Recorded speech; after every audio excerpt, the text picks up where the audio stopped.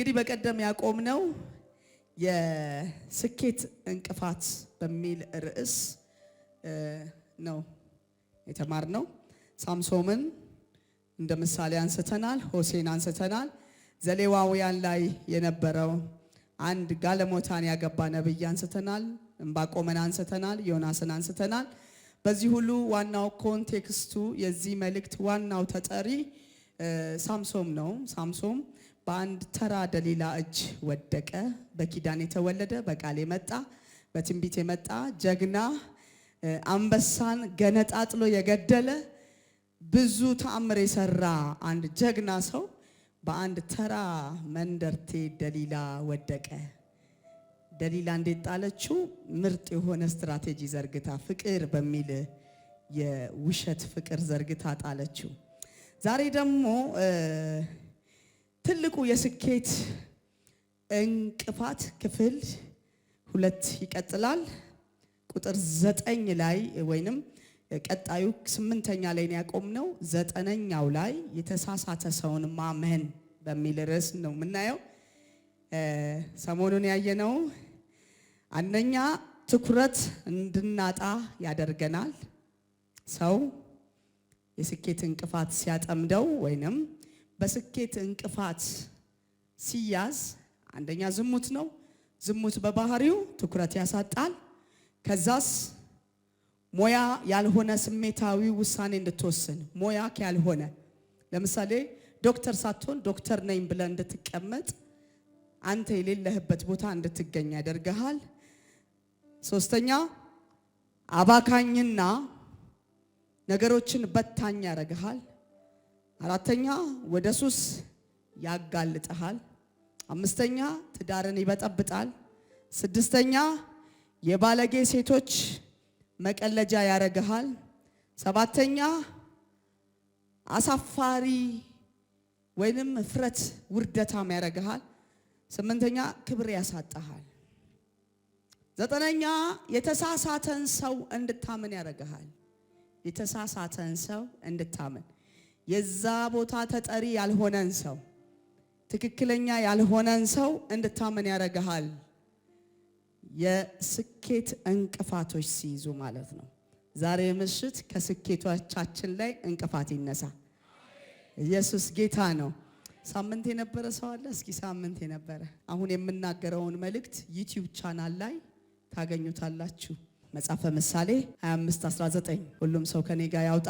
ወስላታውን ሰው በመከራ ጊዜ ማመን እግሩ እንደሰለለች ማለት እግሩ እንደተሰበረ መቆም ያቃተው አቅም ለራሱ ያልቆመ አንተን ያቆመኛል ብለህ እንዴት ታምናለህ ነው ጉዳዩ።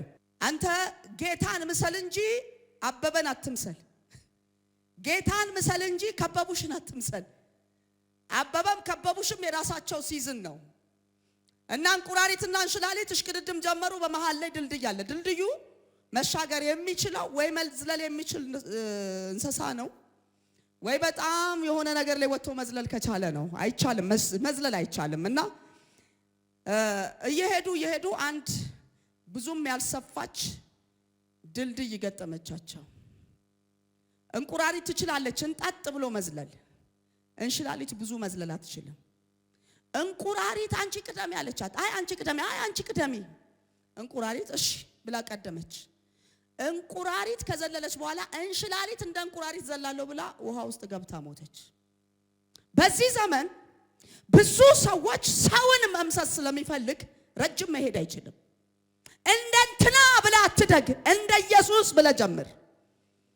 እንደ እንትና ለወጣለሁ ብላ አትጀምር። እንትና ስለተሳካለት ይሳካልኛል ብላ አትጀምር። ያንተ ስኬት ያለው ከሰማይ አጀንዳ ጋር ነው። ስለዚህ ለዚህ ነው የተሳሳተን ሰው ማመን ስትጀምር ውድቀት እየፈጠነ ነው የሚመጣው። ለምሳሌ በዚህ ዘመን ብዙዎቻችን ስንነሳ በቅባት ነው፣ ስንጨርስ በስጋ ነው። ስንነሳ በመንፈስ ነው፣ ስንጀምር በአካል ነው፣ ስንጨርስ በአካል ነው የሚሆንብን። ለዚህ ነው የተሳሳተ ምክርና የተሳሳተ አጀማመር አትጀምር። ቁጥር 10 ከትላንት አለመማር የቅባት እንቅፋት። ከትላንት አለመማር ኤፌሶን 4:22 ላይ ያለውን ቃል እናወጣለን። ከትላንት አለመማር።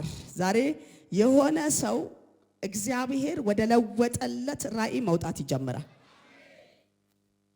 እሺ ፊተኛ ኑሯችሁን እያሰባችሁ እንደሚያታልል ምኞት የሚጠፋውን አሮጌውን ሰው አስወግዱ። አሮጌውን ሰው አስወግዱ። እሺ በአእምሯችሁ መንፈስ ታደሱ ለእውነትም በሚውል ጽድቅና ቅድስና እሺ እንደ እግዚአብሔር ምሳሌ የተፈጠረውን አዲሱን ሰው ልበሱ። ቁጥር 22 ላይ ሄድልኝ። ፊተኛ ኑሯችሁን እያሰባችሁ እንደሚያታልል ምኞት የሚጠፋውን አሮጌውን ሰው አስወግዱ። ምን የሚለውን? የሚጠፋውን አሮጌውን ሰው አስወግዱ። የድሮ ማንነትህን እያሰብክ አትጸጸት። ክርስቶስን ከለበስክ ሰዓት ጀምሮ አንተ አዲሱ ፍጥረት ነህ እንጂ የድሮ ፍጥረት አይደለህም። ለዚህ በሚያታልል ወይንም መውደቅ ያለበትን ነገር ሳትጥል ድሮ እኮ ነበር እያልክ ላይፍህን አትግጭ። የወደቀ ሸንኮራ ድጋሚ ልትበላው ስትል አፈሩን መጥረግ አለብህ። ሰው በድሮ ማንነቱ ከቀጠለ የድሮ ማንነቱን እዚህኛው ማንነት ጋር መጋበዝ አይችልም። ለመሰለ የድሮ ማንነትን የቀበርከው ጌታ ኢየሱስን እንደ ግል አዳኝ ከተቀበልክ ሰዓት ጀምሮ ነው። ስለዚህ የድሮ ባህሪን እያነሳ ከቀጠልክ፣ የድሮ ህይወትን እያነሳ ከቀጠልክ አስቸጋሪ ላይፍ ነው የሚገጥምህ። ለዚህ ነው ቆሻሻ የሚያስወግዱ ሰዎችን በየሰፈራቸው ቆሻሻ ያለው ሲሉ ሰምታችኋል። ቆሻሻ ያለው በር ያንኳኩ ሚጣል ቆሻሻ አላችሁ ብለው ነው የሚጠሩ። እኛ የምንጸየፈውን ቆሻሻ የሚጥሉ ሰዎች ቆሻሻ ሊጥሉ ያንኳኩ ቤታችንን ሲያስከፍቱ ቆሻሻውን ሲጥሉ እንኳን ራቅ ብለን እዛ ጋር ነው የምንላቸው። እነሱ ቆሻሻው የት እንደሚቀመጥ ያውቁታል። የድሮ ማንነትን እግዚአብሔር የሆነ ነገር ውስጥ ከቶት አንተን ብቻ ነጥሎ አንተ እዛ ላይ መጨማለቅ ትፈልጋለህ። ድሮ እኮ እያልክ አታውራ ስለራስህ። ምናልባት በህይወት እያለፍክበት ያለ ጎዳና ለትውልድ አስተማሪ ሆኖ ካለ ዌልካም። ህይወት ለትውልድ ለወደፊቱ ወንጌል ስብከት የሚሆን ላይፍ እያሳለፍክ ከሆነ ዌልካም። ለትውልድ የማይበጅ ህይወትህን እንደዚህ ነበርኩ እያልክ እያስተማርክ እኔ እኮ እንደዚህ ሰርቼ እንደዚህ ገድዬ እኮ ምንም አልተፈረደብኝም ካልክ ነገና ግደል አንተም አይፈረድብህም እያልክ ነው። ፍርድ አለ። ፍርድ አይቀርም። እንዳትሳሳቱ። በምድር ላይ ከምፈራው ትልቁ ነገር ወደ እግዚአብሔር የሚጮው ሰውን የሚያሳዝን ሰው ያሳዝነኛል። እግዚአብሔር ጋር የሚያለቅስ ሰውን የሚገፋ ሰው ያሳዝነኛል። ከእግዚአብሔር ጋር የከበረ ግንኙነት ያለን ሰው የሚገፋ ሰው ያሳዝነኛል። ለምን አትለኝም? በጣም የቅርብ ጓደኛው እግዚአብሔር ነው። እሱ ባለቀሰ ቁጥር የሚሰፈር እንባ አለው። በብልቃጥ እየሰፈረ ቁጭ የሚያረግ እንባ አለው። ዘር እጥፍ የሆነ የበቀለ ዛሬ አንተ ክፉ ሰርተህ ያስለቀስከው ነገ በእጥፍ አንተን የሚያስለቅስ መከራ ይመጣብሃል። ስለዚህ ሁሉ ጊዜ ትላንትና ያደረከውን በደል ይቅር ያለ እግዚአብሔር ነገም ይቅር ይለኛል ብለህ ኃጢአትን በጣም አትላመደው። ዘር በጸሎት አይቀየርም። ታጭዳታለህ። አንድ ስንዴ ወርቃ 100 ስንዴ እንደምትበቅል አንድ ሰው በድለህ ዘር ማንዘር ያንተን የበደል ዋጋ እንዳይከፍል በልጆች ታፍሰዋለህ፣ ትደምረዋለህ። ባንክ ቤት እንደተቀመጠ ቁጥር አንድ ደሃን ባስለቀስኩ ቁጥር ባንክ ቤት እንደተቀመጠ ካሽ ቁጠረው። ኢየሱስ ጌታ ነው። እንደ እግዚአብሔር ያለ ዛሬ የሆነ አጭበርባሪ ሰው ከዋናው እጅ ጋር ይያዛል። አዲማስቴ ፐኬሌቦስ። ስለዚህ ሁሉ ጊዜ የቀደመው የድሮ ታሪክህን እያነሳ እየተጸጸት ካለ መተው ያለብህ የወደድክበትን ሳይሆን የተንሸራተትክበትን ቦታ ማወቅ ነው። ሰው የተንሸራተተበት ቦታ ላይ አይደለም የወደቀው፣ ተንሸራቶ ሄዶ ነው የወደቀው። የወደቀበትን ቦታ ሳይሆን ያንሸራተተውን ነገር ነው ማወቅ ያለበት። በህይወት ውጣ ውረድ ውስጥ ውድቀትን ማሰብ ያለብህ ወደቅኩ አይደለም። ካወደቅክ ትነሳለህ። ግን ምንድነው ያንሸራተተ እንድትወርቅ? ድሮ ሸርተቴ እንጫወት ነበር አይደል? ተንሸራተን ወርደን ታች ነው የምንገኘው።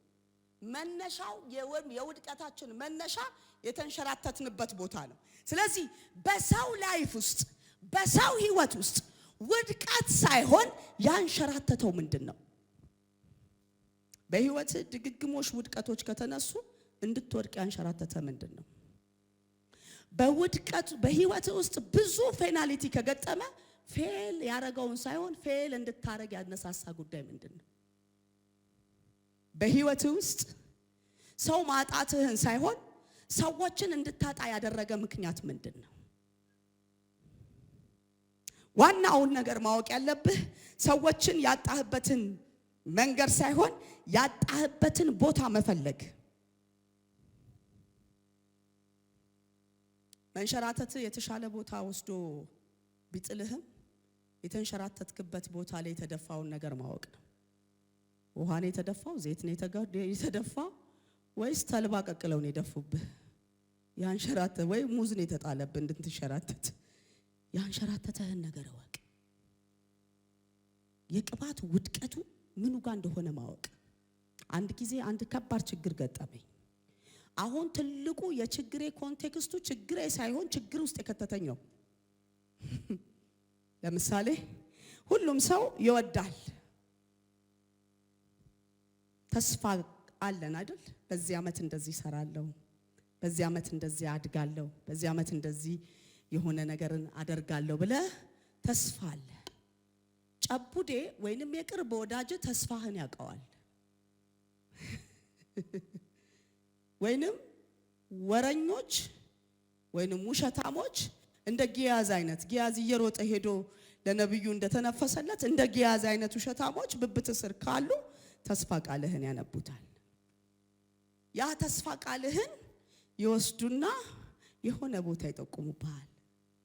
ልክ እንደ ተስፋ ቃል ይመጡና እግዚአብሔር እንደዚህ ያለ ይልዋል። ልክ እግዚአብሔር እንደዚህ ያለ ባለ ማግስት ደግሞ እግዚአብሔር ያለውን ቃል እውነት የሚያስመስል ውሸት ሰው ወደ ህይወት ይመጣል። የወደቅበትን ሳይሆን ያስወደቀህን ነገር ማወቅ፣ ድጋሚ እንዳይጥሉ ማወቅ። በህይወቴ የማረሳው አንድ ትልቅ ታሪክ አለ። ሁሌ ማረሳው። ሁሌ ደብተሬ ውስጥ ብትገቡ ጸሎት አለ። ስለ ቤተሰቤ ጸልያለሁ፣ ስለምወዳቸው ጸልያለሁ፣ ስለማዝንላቸው ጸልያለሁ፣ እቅድ አውጥቼ ጸልያለሁ። እና ከሆኑ ወገኖች ጋር ነው የምንጸልየው። እና አንድ ቀን የሆነ ሰው የሆነ ነገር ሲለኝ ሪል መስሎኝ አሜን ካልኩ በኋላ ትዝ ሲለኝ ለካ የሆነ ሰው ከኔ ጋር ጸልየዋል። ማስታወሻዬ ላይ ያለ ከነቀኑ ከነጥቅሱ ነው የተነገረኝ። የጌታ መንፈስ እንዳልሆነ ያወቅኩት ከመድረክ በኋላ ደስታዬን አጣሁት። የጌታ መንፈስ እስከ ሌሊት ድረስ ደስተኛ ያረጋል። የሰው መንፈስ መድረኩ ጋር ብቻ ነው ደስታ ያለው። ሁሌ በጌታ መንፈስ የሰማችሁት ድምጽ ከአይምሯችሁ አይጠፋም። ከሰው የሰማችሁት ድምጽ ግን ከዚህ ሳታ ምን ነበር ቅድም ያለችኝ ብለህ ልታስብ ትችላለህ። ስለዚህ የወደኩበትን ሳይሆን የተንሸራተትኩበትን አወቅኩት። ምንድነው ወደ ኋላ ይጎተታችሁ? ምንድነው ነገርህን እያበላሸብህ ያለው? ምንድነው ዋጋ እያስከፈለ ያለው? በቤቱ ውስጥ ኤሌዘር እንዲወለድ ያደረገብህ ምንድነው? ውጭ ወጥተ ከሌላ ሰው ጋር እንድትማግጥ ያደረገ ምንድነው? ምንድነው ትዳርህን እየረበሸ ያለው? ምንድነው ሚስትህን እያበሳጫት ያለው? መበሳጨቷን ሳይሆን ያበሳጫትን ፈልግባን። ለዚህ እኮ ነው ሐዋርያው ጳውሎስ የኔ ስጋ መብላት ወንድሜን ካሰናከለ ስጋ ባይበላስ ቢቀር፣ ኮንቴክስቱ ስጋን ያሰናክል ስጋ መብላት ያሰናክሎታል ነው። ስለዚህ ፖይንቱ ስጋ መብላት ማቆም ነው። ከተሰናከለ መንሸራተቱን ሳይሆን አንሸራታችሁን አቆማለሁ ነው። ዛሬ በቤት እየጣለ ያለ ጉቶ ይነቀላል። ላንተም ለትዳርህም ለአገልግሎትህም ለልጆችህም ለመውጣትህም ለመግባትህም ለቢዝነስህም ሸርተቴውን አንስተን እንጥለዋለን።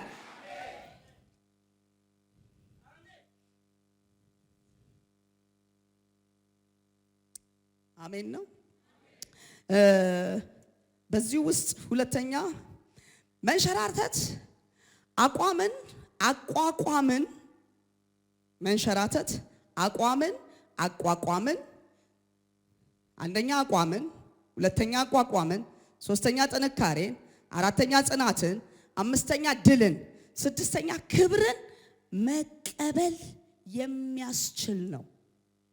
መንሸራተት አንደኛ አቋቋምህን ታስተካክላለህ። ከዚህ በኋላ እንዳትንሸራተት። ለምሳሌ ሚያንሸራትት መሬት ከሆነ ወይ ያዘኝ ትላለህ ወይ ጫማህን አረጋገጥ። እንደ ድሮ ቋቀጭ አይደለም የምትለው፣ ረገጥ ታደርገዋለህ። ይሄ መሬቱን ጠበቅ አድርገህ ትይዘዋለህ። አቋቋምህን ከዛ አቋምህን እንደዚህ እያልክ አትሄድም፣ ቀጥ ትልበታለህ። ከዛ ጥንካሬህን ሊያንሸራትትህ በመጣው ቦታ ላይ ጥንካሬህን፣ የእምነት ጥንካሬ፣ የተስፋ ጥንካሬ፣ የእይታ ጥንካሬ፣ የጽናት ጥንካሬህን እዛ ቦታ ላይ ትገመገማለህ። መንሸራተት ውስጥ ለምሳሌ ድሮ የመታኝ እንቅፋት አሁን የማይመታኝ ድንጋዩን ስላነሳሁት ነው። ድጋሚ ከመታኝ ድንጋዩ ሳይሆን ድንጋይ እኔ ነኝ ድንጋዩ። ሁሌ በህይወት እየተራመድክበት ባለ ጎዳና ሁሌ እንቅፋት ከመታ እንቅፋቱ አይደለም ድንጋዩ፣ አንተ ነህ ድንጋዩ። ሁሌ በሰዎች እየተጭበረበርክ ካለ አጭበርባሪዎቹ ሰዎቹ ሳይሆን አንተ ለምትሆነው።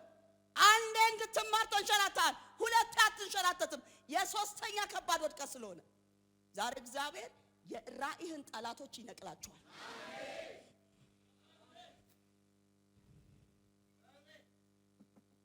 ሰው የወደቀው በተንሸራተተ ጊዜ እንጂ በወደቀ ጊዜ አይደለም።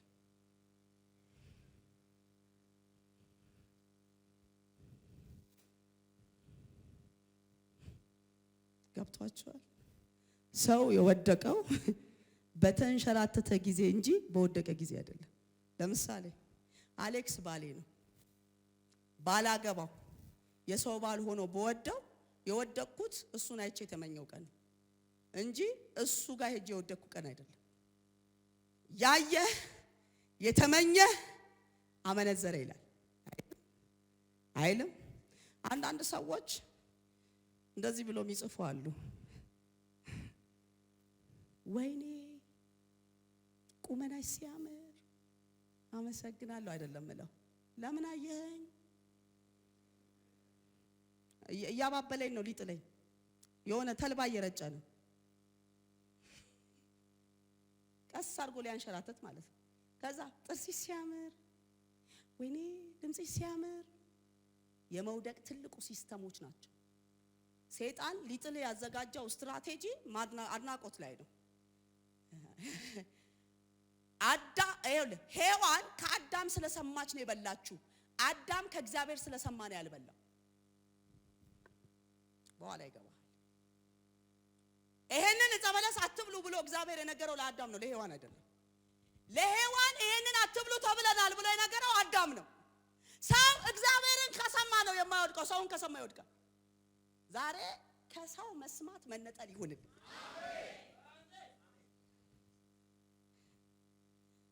አዳም ደግሞ ማንን ሰምቶ ነው የበላው? መጀመሪያ ስለሰማ አልበላም፣ ቀጥሎ የሰማው ነው ያስበላው። እየገባችሁ ነው መልእክቱ? ስለዚህ ዛሬ አሰማማችሁን ለዩ። እግዚአብሔርን ዳይሬክት መስማት ልመዱ። ሰው ሰውን ሲሰማ ነው የሚባልገው፣ ሰው እግዚአብሔርን ከሰማ አይባልግም። ቅድስና ለራስ ነው የሚለው መጽሐፍ ቅዱስ ላይ አለ። መጽሐፍ ቅዱስ ላይ ካነበበ በኋላ ሰው አይወሰልትም፣ ግን ከነብይ ከሰማ ይወሰልታል። ነብዩ ሲወሰልት ስለሚያል ተቀደስ ብሎ የሚወድቀው ነብዩ ስለሆነ። ስለዚህ ዛሬ ምሽት የሰማይ መስኮት በጆሮአችሁ ላይ ይገጠም። የሰው ድምጽ ከጆሮአችሁ ይጥፋ፣ የሰማይ መስኮት ከእናንተ ጋር ይጣበቅ። ክብር ለማን ይሁን? አሜን አሜን። አቋም ለቆሙ ለመሰሉ ሰዎች ነው። ለምሳሌ ትወደኛለህ፣ አቋም ነው። ትወደኛለህ? አዎ ጌታው ይወድሃለሁ፣ አቋም ነው። ግን ፍቅር ገለጣው ላይ ቀላል ነው። ፍቅር ስራው ላይ አቅም ይፈልጋል። ጴጥሮስ እወድሃለሁ አቋም ወደኛ እወድሃለሁ ጌታዬ እወድሃለሁ። መከራ ሲመጣ ግን አቅም አጣ። ብዙዎቻችን ማታካፓው እንችልበታለን፣ ለመፍረድ እንችልበታለን። ለመስራት ያቃተን ጉዳይ አለ። አቋም አለን ግን አቅም አጥተናል። ቅባት በባህሪው አቋምም ይፈልጋል። ቅባቱን ከተሸከምክ ሰዓት ጀምሮ ቦታ ካልሰጠኸው ቅባቱ ራሱ መልሶ ይጥልሃል። ቅባቱ መልሶ የሚጥል ምኑ ጋር እንደሆነ ታውቃለህ? ዝና ያመጣል ቅባት፣ እውቅና ያመጣል ቅባት፣ ተወዳጅነት ያመጣል ቅባት፣ ተከታይ ያበዛል ቅባት። በዚህ ቻሌንጅ ውስጥ አቋም ኖሮክ የመሸከም አቅም ካጣህ የካበክ ህዝብ እንዲያዋርድ አሳልፎ ይሰጣል ቅባት። ሳኦልን ያከበረው እግዚአብሔር፣ ህዝብ የጠራለት ቅባት የጣለው ራሱ እግዚአብሔር ነው። ቅናት ገባበት። ስለዚህ እግዚአብሔር ወደ እናንተ ቅባትን ሲያመጣ አንደኛ ከከተማ መራቅ፣ አለመንዘላዘል፣ ቦታ መምረጥ፣ ከማን ጋር መዋል እንዳለብህ ማወቅ፣ ጓደኛ መምረጥ፣ እግዚአብሔር ከላከህ ጉዳይ ጋር ለመቀጠል የእግዚአብሔርን ነገር አለማስነካት። ለምሳሌ ወርቅን ወርቅ ያደረገው የተገኘበት ቦታ ነው።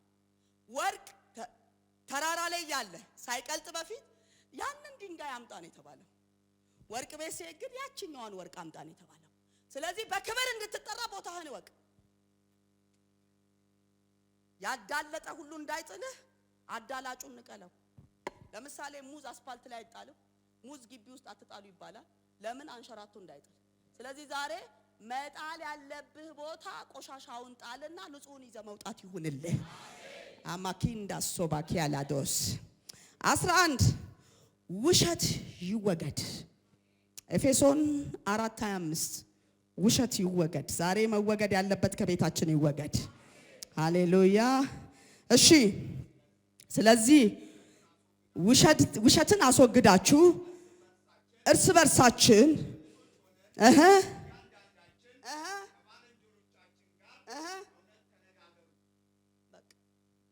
ምንን አስወግደን? ውሸትን አስወግደን። አንድ አባባል አለና ቆሻሻ በአግባቡ ከተወገደ ሀብት ነው። ምንን አስወግደን? ውሸትን። ውሸት ቆሻሻ ነው ባይዘው። ውሸት ሰፈር ያገማል፣ አገር ያገማል፣ ራስን ክብር ያሳጣሃል፣ ለሚወዱህም ለሚጠሉህም ሰዎች ክብር ያሳጣሃል። ውሸታም ሰው ቁጭ በል ስትለው አይቀመጥም። ቀስ ብላ አውራ ስትለው ቀስ ብሎ አያወራም። ተረጋጋ ስትለው አይረጋጋም።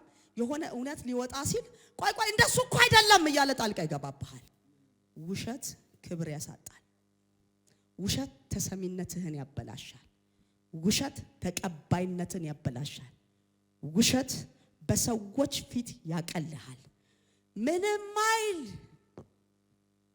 ማይል ቆሻሻ ወርቀ ዘቦ ብትሸፍነው ጠረኑ እንደሚወጣ ውሸት ምንም ማይል በቁልምጫ ቆላምጠ ብትደብቃት እውነት አንድ ቀን መውጣቱ አይቀርም። ውሸት አለባበስህን ጭምር ነው የሚያበላሸው።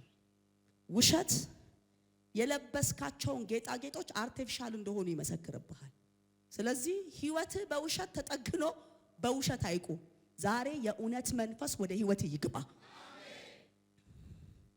አንድ ጊዜ አንድ ሰው እንደው ነግራችሁ ይሆን አላቅም፣ ከነገርኳችሁም ድጋሚ ስሙት። አንድ ሰው ትልቅ የሆቴል ባለቤት ነው። አሜሪካ ምድር ነው የሚኖረውና ትልቅ የሆቴል ባለቤት ነው። ይሄ የሆቴል ባለቤት ሲመጣ የሽንገላ ፍቅር እዚህ ጋር እንደርሳለን። ሳምንት ስለመንቀጥለው ነው አሁን ማቆም። የሽንገላ ፍቅርን መታዘብ ፈለገ። መታዘብ የፈለገው የሽንገላ ፍቅር ነው። ይሄ የሆቴሉ ባለቤት ሲመጣ የሆቴሉ አስተናጋጆች ሱፐርቫይዘሮች ወዲያውኑ ሰር ብለው ብድግ ሰር ሃው አር ዩ ሰር ጉድ ሞርኒንግ ሰር ዌልካም ይሉታል። ሰር ይሉታል። እስኪ ክብራችሁ ለኔ ብቻ ነው አለና ድሪቶ ለበሰ። ውስጠኛው እያለ ከላይ ድሪቶ ለበሰ፣ ቆሻሻ ለበሰ። ጸጉሩን አርቲፊሻል የድሬድ የሰራ ነገር ለበሰ። እጁ በጣም የቆሸሸ ነገር ላይ አጨማልቆ መጣና ሆቴሉ ሲገባ አፋቸውን ይዘው ሂዱታ አሉት። ውጣ! ገፋፉት፣ በጣም ገፋፉት። ይሄ ሰው I have money አላቸው። በገንዘቤ ነው የምበላው። I want something, I want eating ምናምን አላቸው። ሲላቸው ኖ ፕሮቶኮልን ካልጠበቅ አትገባም አሉት። ይሄ ሰው አንድ እናት ታየው ነበርና የራሷን ምግብ ወስዳ ስትሰጠው ምግቡንም ተቀብለው በተኑና ሰውየውን አባረሩት። ሰውየው ልብሱን አወላለቀ። ጸጉሩን ሲያወልቅ የቤቱ ባለቤት ነው። ከዛ እንደዚህ አላቸው፣ ስሙኝ አላቸው፣ ከዚህ ሰዓት ጀምሮ ሁላችሁንም ከስራ አባረሪያችኋለሁ። ይሄ ቤት የልብስ መስተንግዶ ሳይሆን የሰውነት መስተንግዶ መስተንገድ አለበት አለ። ብዙዎቻችን በልብስ የተገፋን ልንሆን እንችላለን። በተቀመጥነው አቀማመጥ ተገፍተን ሊሆን እንችላለን። እውነታችሁ በውሸት ተሸፍና ሊሆን ትችላለች። ብዙ ሽንገላ በሞላ ከንፈር እውነት እየሞተች ሊሆን ትችላለች። ዛሬ ግን ሸንጋዮችን የሚያዋርድ የእግዚአብሔር እጅ ትመጣለች። ለምሳሌ ሲድራቅ፣ ሚሳቅ፣ አብዱናጎር በውሸታሞች ተከበው ንጉሶች 1000 ዓመት ንገስ፣ አንተ ላቀረብከው ምስል እነዚህ 3 ደቂቆች አልሰግድም ብለዋል፣ ምን ትላለህ አሉት። ንጉሱም ተናደደ ይላል። እነዚህ ሰዎች አመጣቸው፣ ወደ እሳት እንዲጣሉ አስወሰኑባቸው። ወደ እሳት ቢጣሉም እግዚአብሔር ከነሱ ጋር ነበር። ዛሬ ምሽት አውጃለሁ፣ በአቋም ትወጣለህ። አቋም ያለው እግዚአብሔር ያሸንፍልሃል። ስለዚህ ዛሬ ካባ ለብሰው መተው ሊሸጧችሁ የተዘጋጁ ሲስተሞች ይበላሻል። የገባው ካለ በገጣቤ ዛሬ ሲስተማቸውን ከዋናው ቢሮ አበላሸው። ዝክራቸውን ከዋናው ቢሮ አበላሸው። ዝርጋታቸውን ከዋናው ቢሮ አበላሸው። በነገራችን ላይ ልሳን የሚናገር ትንቢት የሚናገር ስብከት የሚናገር ሁሉ የእግዚአብሔር ሰው አይደለም። አጋንንትም የራሱ ሲስተም ስላለው ዛሬ እንደዚህ አይነት ጸሎት እጸልያለሁ። አይኖቻችን ከተከፈተው በላይ የሚከፍት እጅ ይምጣልን። ዛሬ እንቅፋቱ ጉቶን እግዚአብሔር ይንቀለለ። ዛሬ ደግሜ እጸልያለሁ፣ በቤታችሁ የሚወረወር ፍላጻ አያገኛችሁ። አንድ ትልቅ ባለሀብት ቤት ተገባ። ባለሀብቱ ተጠቁሞ ነው። ቤቱ ከባድ መሳሪያ አለ ተብሎ ተጠቁሞ ነው። ከውጭ ቤቱ በጣም ያምራል። የዚህ ሰው ቤት ዛሬ በኢየሱስ ስም ልብስ የለበሰው ውሸት ከቤታችሁ ይነቀል። አበይ ካላተው ፓርዴ ባስታባያ ይሄ በሆነ መልክ የተሸፈነ ለባብሶ ቁጭ ያለ ሻጭ ውሸት ከቤት ይነቀላል። ይሄ ሰው በጣም ሀብታም ነው። በምድሩ ላይ ትልቅ ቤት ያለው እሱ ነው። ታዋቂ ነው። በቤቱ ያለውን መትረየስ ወይንም ይሄ የተጠቆመውን መሳሪያ የደበቀው በቆሻሻ ውስጥ ነው። በቆሻሻ ውስጥ ደብቆ ቆሻሻውን ደግሞ የከበረ ልብስ አልብሶታል። ይሄ ብዙ ቦታ ስትሄዱ የጸሎት ቤቴ ነው ይባልና እንደዛ አይነት የጸሎት ቤት አስመስሎ ያ የሚፈለገውን መሳሪያ ቆሻሻ ውስጥ ቆሻሻውን ደግሞ የጸሎት ቤት በሚመስል ስዕል ለብጦ አቁሞታል። ቤቱ ሲፈተሽ የጸሎት ቤት ነው፣ ይሄኛው አይከፈትም። አይ ክፈት አለው መርማሪው። ኦኬ ሲከፍቱት የጸሎት ቤት ይመስላል። አንደኛው መርማሪ ግን ሰምቲንግ አለ አፍንጫው። ዛሬ አፍንጫችሁ አሽትቶ መቀጠል ይጀምር። ቆይ ኦፕንት አለው፣ ክፈት አለው። ሲከፍቱት የጸሎት ቤት ነው። ግልጥ ሲያረጉት የከበረ ስፍራ ይመስላል። በጣም ሲገልጡት ቆሻሻ ነው። አሁንም በጣም ሲገልጡት የሚፈልጉት ዕቃ ነው። ሰዎች ከላይ የሚገርም አለባበስ ይለብሳሉ። ላንተም ለብዙ ሰውም ግራ የሚገባ አለባበስ፣ እንደሱ አይነት ሀብታም የለም እስከምትል ድረስ አለባበስ። ቀጥሎ የውስጠኛው ክፍል ደግሞ ለሱፍ ከረባት እንደምታምር ተደርጋ የምታምር ሸሚዝ ትለበሳለች። ውስጡ ደግሞ ገዳይ ጥይት አለ። ዛሬ ለብሰው የገቡ ገዳዮች ከዙሪያችሁ ይነቀሉ። ጨርሻለሁ።